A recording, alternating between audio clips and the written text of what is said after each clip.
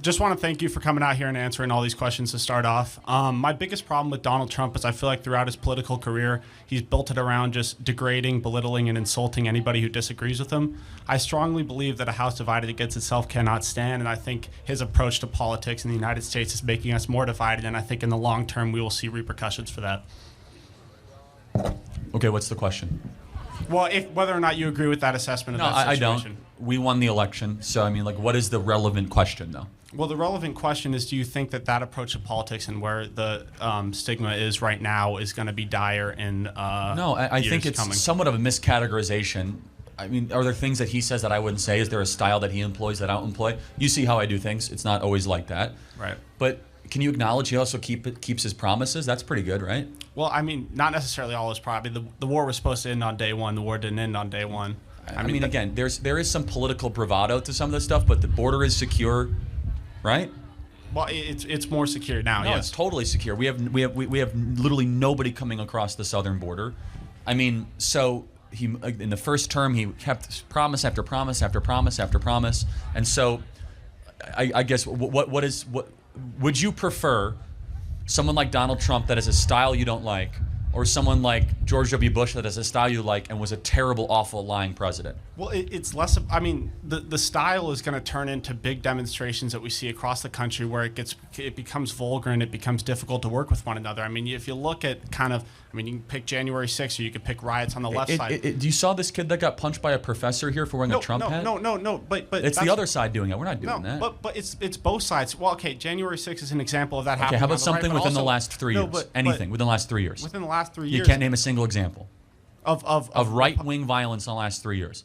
I mean, we're incredibly peaceful. No, seriously, you can't name an example. But I can name Tesla dealerships being burned, death threats every day against Tulsi Gabbard and President Trump. Oh, I don't know, President Trump getting shot on the 13th of July in Butler, Pennsylvania. So I just find it to be just a little bit like outrageous that, like, well, it's Donald Trump dividing the country. I know that he got shot. I know that they want to kill him. And I know that he's been keeping promises. I know that the left is, trying to murder us in the streets and punching our students in the face. And I understand that they're hunting everybody with a Trump supporting hat down. But it's somehow Trump. So, I mean, come on, man. No, but that's not what I'm saying. I think what you're confused what about. Are you saying? That's what I'm about to say.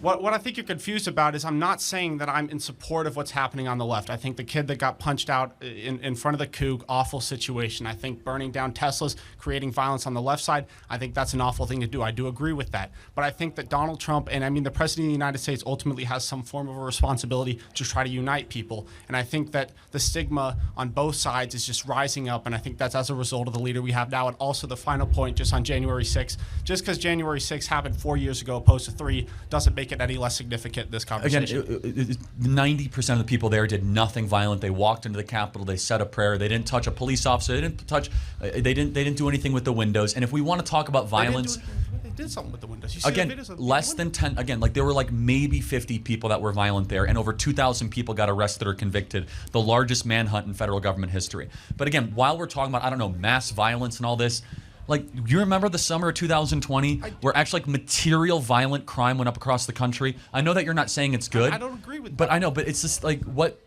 exactly is your issue with Trump? He says mean things? Well, I mean, yeah, to some extent. I mean, come on, man. You're more mature than that. It's ridiculous. No, but to some extent, what the thing is yeah, you can dumb it down to he says mean things, but he antagonizes the other side so far to the point. Come on, like, how? No, but it's how? Yes, how? Anybody who disagrees the guy, with him, they shot him. Oh, he's antagonizing them.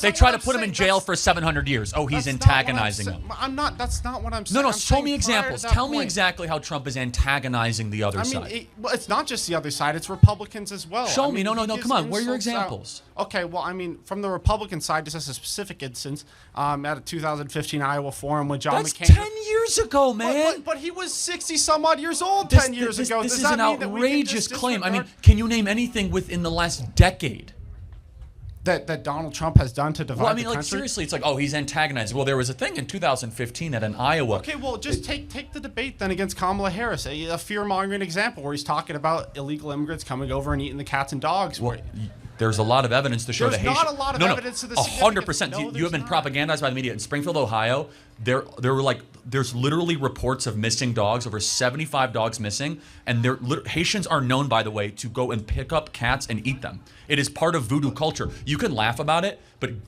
part of voodoo culture is actually like scooping up errant cats and being believed they're like spiritual animals. There's a lot of truth to what Trump said. How does that antagonize the other side?